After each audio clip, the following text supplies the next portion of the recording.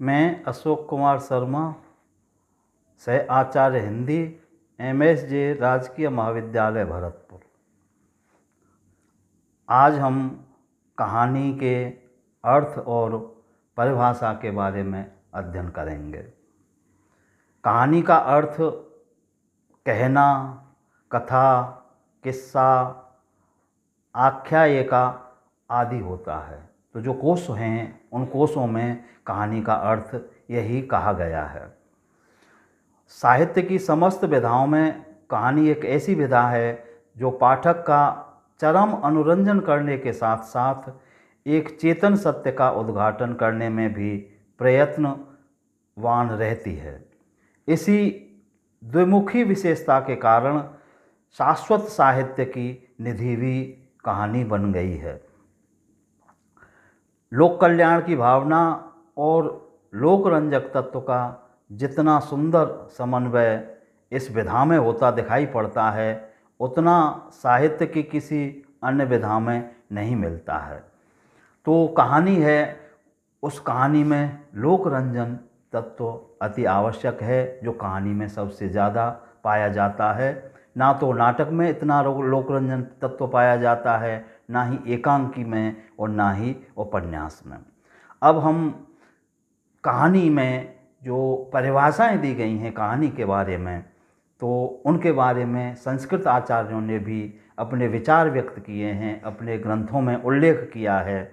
तो संस्कृत में कहानी नामक कोई विशेष विधा का वर्णन तो नहीं मिलता है, किंतु इसके स्थानापन्न दो शब्द उपलब्ध होते हैं, एक कथा और दूसरा आख्यायिका। आचार्य दंडी ने अपने काव्य आदर्श में इन दोनों के परस्पर भेदों को स्पष्ट किया है और लिखा है कि कथा प्राय कवि कल्पना प्रसूत होती है, जबकि आख्यायिका किसी ऐतिहासिक या पौराणिक इतिवृत्त को लेकर के ही चलती है। तो इसमें कथा कल्पना प्रसूत होती है, उसमें कवि का योगदान होता है, कवि की कल्पना काम करती है। और आख्यायिका है, इसमें पौराणिक और ऐतिहासिक जो संदर्भ होते हैं उन संदर्भों को लेकर के लिखी जाती है। कथा में कुमारी अपहरण, युद्ध, संयोग तथा वियोग वर्णन, सूर्योदय, चंद्रोदय आदि प्राकृतिक दृश्यों के चित्रण भी रहते हैं, किंतु आख्यायिका में इन सब की कोई विशेष आवश्यकता नहीं समझी जाती है। तो इस प्रकार से आचार्य दंडी ने और आख्यायिका और कथा के अंतर को स्पष्ट किया है। किंतु संस्कृत के लेखक गद्य लिखते समय प्राय कथा और आख्यायिका के भेद को प्रकट करने वाले कुछ विशेष शब्दों का प्रयोग भी करते थे, किंतु यह परंपरा अधिक दिन तक नहीं चल सकी और कथा एवं आख्यायिका का भेद समाप्त सा हो गया। स्वयं दंडी को भी वह स्वीकार करना पड़ा था कि कथा और आख्यायिका में केवल नाम मात्र का भेद है, वास्तविक और स्वरूपगत या लक्षणगत कोई भी भेद नहीं है। कहानी के बारे में पाश्चात्य विद्वानों ने भी अपने विचार व्यक्त किए हैं और अंग्रेजी में कहानी के लिए शॉर्ट स्टोरी नाम दिया जाता है। तो शॉर्ट स्टोरी के बारे में भी पाश्चात्य विद्वानों ने जो परिभाषाएं दी हैं, तो कहानी के स्वरूप का वर्तमान जो रूप है वह पाश्चात्य देशों में ही विकसित हुआ है। कहानी जो आधुनिक समय में हम पढ़ते हैं, उस कहानी का स्वरूप पाश्चात्य विद्वानों के अनुसार ही निर्मित होता हुआ सा दिखाई देता है। तो पाश्चात्य विद्वानों में हडसन हैं, उन्होंने कहानी के संबंध में कहा है कि कहानी के मूल भाग का विकास तार्किक निष्कर्षों के साथ लक्ष्य की एकनिष्ठता से सरल स्वाभाविक गति से किया जाना चाहिए। तो कहानी का जो विकास है वो तार्किक निष्कर्ष होने चाहिए, उसमें एकनिष्ठ होकर के, और उसकी गति भी कहानी की कहने की, लिखने की वह स्वाभाविक होनी चाहिए। इस प्रकार से हडसन मानते हैं। इसी क्रम में वेल्स साहब हैं, उन्होंने कहानी के बारे में लिखा है कि कहानी आकार में अधिक से अधिक इतनी बड़ी होनी चाहिए कि वह सरलता से 20 मिनट में पढ़ी जा सके। तो इस परिभाषा के द्वारा ये निश्चित नहीं है, इसमें कहानी के जो तत्व हैं वो स्पष्ट नहीं हो पाए हैं। केवल 20 मिनट में पढ़ने को ही हम कहानी के तत्वों के रूप में स्वीकार नहीं कर सकते हैं। तो यह परिभाषा अमान्य और अस्पष्ट सी मानी जा सकती है।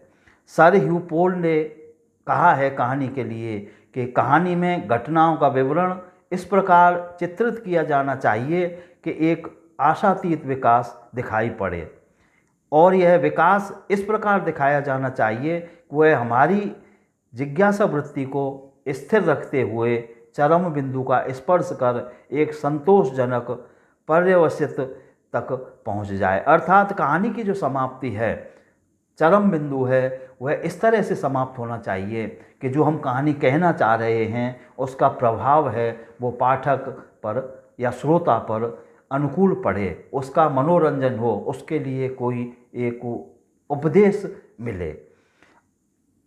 अपहम साहब ने भी कहानी के बारे में कहा है कि आदर्श कहानी सोनेट के समान निर्दोष गठन वाली और सजीव रचना होती है। उसमें गीत काव्य की भांति केंद्रीय एकता भी पाई जाती है। तो गीत काव्य में केंद्रीय एकता होती है, भावों का संगुम्फन होता है, वह कहानी में होना चाहिए, ऐसा अपहम साहब ने लिखा है।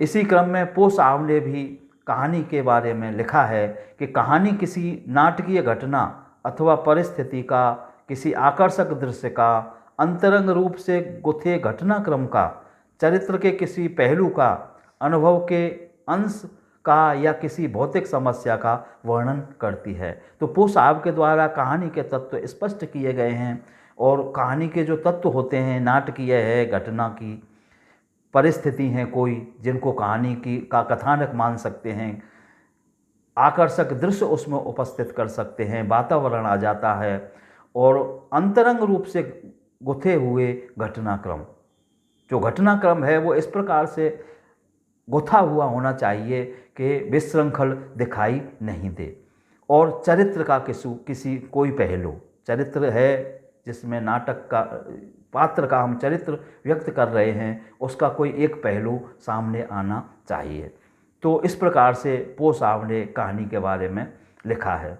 इसी में एलरी साहब कहते हैं कहानी के बारे में कि कहानी की सक्रियता पर अधिक बल दिया है इन्होंने, और इनके अनुसार कहानी का आदि और अंत ही विशेष महत्व का होता है। तो कहानी का आदि भी अच्छा होना चाहिए और उसका अंत भी श्रेष्ठ होना चाहिए, प्रभाव डालने वाला होना चाहिए। इसी क्रम में चेखोव ने कहानी के तत्वों के बारे में लिखा है, या कहानी की परिभाषा दी है कि कहानी में साधारण से साधारण बातों का वर्णन हो सकता है। तो इसमें जो कहानी का कथानक है या कथा वस्तु है, वह कथा वस्तु जरूरी नहीं है कि किसी राजा महाराजा या किसी बड़े आदमी की हो या कोई बड़ी घटना की परिस्थिति की हो। उसमें साधारण सी घटना, साधारण आदमी को भी कहानी का या कथानक का तत्व बनाया जा सकता है, विषय बनाया जा सकता है। इस प्रकार से चेखोव मानते हैं। जॉन हैडफील्ड इन्होंने कहा है कि रूपाकार है जो कहानी का, वही प्रमुख होता है। कहानी का जो रूप है और आकार है वह श्रेष्ठ और अच्छा होना चाहिए। इस प्रकार इन विद्वानों ने अपनी परिभाषाएं दी हैं। इसी क्रम में कहानी के बारे में हिंदी के विद्वानों ने भी अपनी परिभाषाएं दी हैं। तो सबसे पहले हम प्रेमचंद की परिभाषा को लेते हैं। तो उन्होंने कहा है अपने कुछ विचार निबंधों में कहानी के बारे में कि अनुभूतियाँ ही रचनाशील भावना से अनुरंजित होकर कहानी बन जाती हैं। तो अनुभूतियों के लिए प्रेमचंद जी ने मुख्य महत्व दिया है कहानी के अंतर्गत, अर्थात कहानीकार को अनुभव अत्यधिक होना चाहिए, उसका अनुभव विस्तृत होना चाहिए। दूसरा जो मानते हैं ये कहानी का तत्व कि सबसे उत्तम कहानी वह होती है जो किसी मनोवैज्ञानिक सत्य पर आधारित हो। तो मनोवैज्ञानिक सत्य जो होते हैं उनके लिए भी और प्रेमचंद कहानी का आवश्यक तत्व मानते हैं। जयशंकर प्रसाद ने भी कहानी की व्याख्या की है और इन्होंने सौंदर्यपरक कथा को कहानी माना है। तो इन्होंने कहा है कि आख्यायिका में सौंदर्य की झलक का रस है। मान लीजिए आप किसी तेज सवारी से चले जा रहे हैं, रास्ते में एक गोल मटोल शिशु खेल रहा है, उसकी सुंदरता की झलक मिलने भर में ही सवारी आगे निकल जाती है, किंतु उतनी झलक ही इतनी होती है कि उसकी स्थायी रेखा आपके अंतरपट पर अंकित हो जाती है।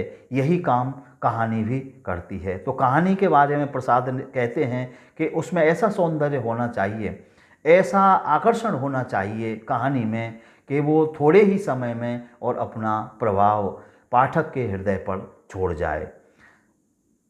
हिंदी के विद्वान इलाचंद्र जोशी हैं, उन्होंने भी कहानी के बारे में कहा है कि जीवन का चक्र नाना परिस्थितियों के संघर्ष से उल्टा सीधा चलता रहता है। इस सुबृहत चक्र की किसी विशेष परिस्थिति की स्वाभाविक गति को प्रदर्शित करने में ही कहानी की विशेषता है। तो जीवन चक्र है और इस जीवन चक्र में कोई ऐसी परिस्थिति आती है और उस परिस्थिति को हम कथा के माध्यम से, कहानी के माध्यम से अभिव्यक्त करते हैं, तो वही कहानी श्रेष्ठ मानी जाती है। तो इसमें भी वो मनोविज्ञान और अनुभूति की बात स्पष्ट होती है।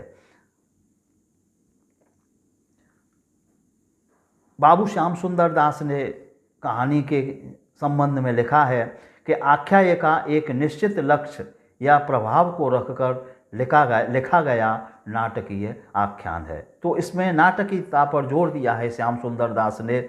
ऐसा आख्यान जो नाटक है या नाटक के तत्वों से समन्वित होकर के लिखा गया है। तो कहानी की इस परिभाषा में हम थोड़ा अपूर्ण पाते हैं कि केवल कहानी में नाटक के तत्व ही नहीं होते हैं, उसमें प्रभाव, अनुभूति और अन्य तत्व भी सम्मिलित होते हैं। भगवती प्रसाद वाजपेयी ने कहा है कि कहानी जीवन रहस्य की अव्यंजना है। रहस्य व्यक्ति के मानस में निवास करते हैं और उनका उद्घाटन घटनाओं के द्वारा होता है। तो भगवती प्रसाद जी ने जीवन रहस्य को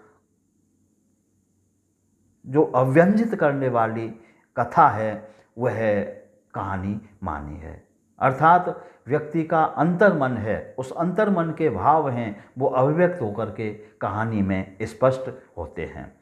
राय कृष्णदास कहते हैं कि आख्यायिका चाहे किसी लक्ष्य को सामने रखकर लिखी गई हो या लक्ष्य विहीन हो, मनोरंजन के साथ साथ अवश्य किसी न किसी सत्य का उद्घाटन करती है। तो जो जीवन सत्य हैं, जीवन की समस्याएं हैं, जीवन का यथार्थ है, वह कहानी में प्रकट होता है। वो कहानी लक्ष्य विहीन हो या फिर लक्ष्य लेकर के लिखी गई हो, कहानी एक संदेश अवश्य देती है, ऐसा राय कृष्णदास मानते हैं। विनोद शंकर व्यास ने भी कहानी के बारे में कहा है कि कहानी में इतनी शक्ति होनी चाहिए कि थोड़ी देर के लिए पाठक सब कुछ भूलकर उसके पात्रों की भावनाओं के साथ बहने लगे। तो यहाँ पर भी कहानी में भावों की प्रमुखता पर बल दिया है विनोद शंकर व्यास ने कि भावों का जो साधारणीकरण है वह कहानीकार में करना आना चाहिए, जिससे पाठक उसके साथ में जुड़ जाए। चंद्रगुप्त विद्यालंकार हैं, उन्होंने भी घटना के इकहरे चित्रण का नाम कहानी माना है कि घटना है उसके इकहरे चित्रण को, मतलब एक घटना है और उस केवल घटना के आधार पर ही कथा कहना या लिखना वो कहानी माना है। अज्ञे ने कहानी के बारे में कहा है कि कहानी नामक साहित्य प्रकार में एकांत प्रभाव ही साहित्यकार का उद्देश्य होता है और उसके द्वारा चुनी गई वस्तु उस उद्देश्य की प्राप्ति का साधन। वह प्रभाव और उस प्रभाव की एकांतिकता प्रमुख है। तो इन्होंने कहानी में एकांतिकता पर अधिक बल दिया है और उसको प्राप्त करने के लिए ही वो कहानी लिखी जाती है। एकांतिकता के आधार पर ही कहानी की रचना हो सकती है। भैरव प्रसाद गुप्त ने कहानी के बारे में कहा है कि कहानीकार एक बात विशेष या एक चरित्र विशेष के इर्द गिर्द कथानक के जाल नहीं बुनते, बल्कि जीवन का एक जिंदा टुकड़ा ही उठाते हैं और उसे ही अपनी सहज कला से गढ़कर सामने रख देते हैं। तो कथानक में जो जाल है या चरित्र है उसको लेकर के कहानी नहीं लिखी जाती है, भैरव प्रसाद गुप्त मानते हैं कि कहानी में जीवन का एक जिंदा टुकड़ा, तो जीवन का जिंदा टुकड़ा का अर्थ है कि जो जीवन मूल्य हैं या जीवन जीना है या जीवन का यथार्थ है, भले ही छोटा है, उस छोटे यथार्थ को और कहानी में रचा जाता है, कहानी में कहा जाता है। नरेश मेहता ने कहा है, कहानी अभिव्यक्ति होती है, घटना मात्र नहीं। तो अभिव्यक्ति का आशय यहाँ भी यही है कि व्यक्ति का जो मन है, कहानीकार का जो मन है, हृदय है, उसके हृदय में क्या भाव हैं, बाहर की परिस्थितियों से किस प्रकार आंदोलित होकर के और वह महसूस करता है, उन महसूस करने की क्रिया को, उन भावों को अभिव्यक्त करना कहानी है, ऐसा नरेश मेहता ने माना है। जगन्नाथ प्रसाद शर्मा ने कहा है कि कहानी गद्य रचना का कथा संयुक्त वह स्वरूप है जिसमें सामान्यतः लघु विस्तार के साथ किसी एक ही विषय अथवा तथ्य का उत्कट संवेदन इस प्रकार किया गया हो कि वह अपने में संपूर्ण हो और उसके विभिन्न तत्व एकोन्मुख होकर प्रभावान्विति में पूर्ण योग देते हैं। तो जगन्नाथ प्रसाद शर्मा ने कहानी के जो तत्व हैं उन तत्वों के बारे में स्पष्ट किया है और प्रभावान्विति को कहानी का मुख्य तत्व या लक्ष्य माना है कि जब तक कहानी में प्रभावान्विति नहीं होगी तब तक कहानी श्रेष्ठ नहीं मानी जाती है। संवेदनाओं के द्वारा यह प्रभावान्विति स्पष्ट और की जाती है। गोविंद त्रिगुणायत ने कहानी के बारे में लिखा है कि कहानी आधुनिक साहित्य की वह लघ्वाकार गद्यात्मक विधा है जिसमें कलाकार जीवन या जगत की किसी एक घटना, वस्तु, व्यक्ति, परिस्थिति, भावना या विचार को लेकर एक निश्चित कला विधि का अनुसरण करता हुआ ऐसी संवेदना और प्रभावान्विति का सृजन करता है जो पाठक को भाव विभोर कर रस सिक्त करने में समर्थ होती है। तो गोविंद त्रिगुणायत जी ने कहानी के जो तत्व हैं उन सभी तत्वों को समेट करके और ये परिभाषा दी है कि जिसमें व्यक्ति, वस्तु, घटना, परिस्थिति, भावना, विचार, इन सभी को कला के माध्यम से और संवेदनशील बना करके और रचा जाता है, कहानी में रखा जाता है कहानी में, और उस कहानी में प्रभावान्विति का होना अत्यधिक आवश्यक है। इन सभी तत्वों को लेकर के अगर हम रचें कोई कहानी और उसमें प्रभावान्विति नहीं है तो वह अच्छी या श्रेष्ठ या असरदार कहानी नहीं मानी जा सकती है।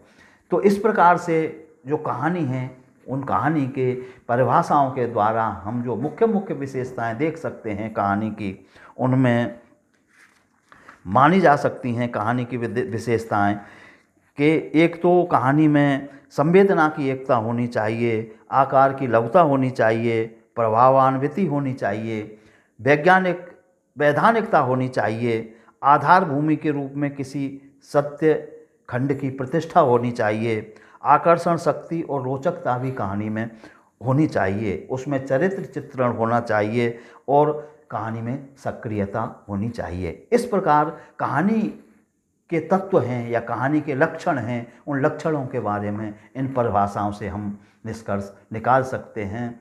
इस प्रकार हमने कहानी के परिभाषा और अर्थ के बारे में अध्ययन किया। धन्यवाद।